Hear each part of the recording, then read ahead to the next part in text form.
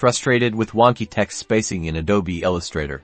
Let's dive into some common text spacing headaches and how to fix them, starting with issues between individual characters, also known as kerning. Highlight the text that seems off, especially where letters appear too close or too far apart.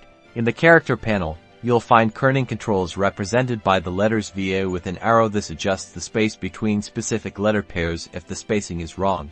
Use the drop-down menu next to it to select preset values to fine-tune the space, or manually adjust the point value to control the space. Now, let's look at tracking, which widens or tightens the space across a whole block of text. You'll find this control next to kerning, a VA with a number next to it like with kerning. Use the drop-down menu to set presets or manually adjust the point value. Positive numbers increase the spacing and negative numbers decrease it.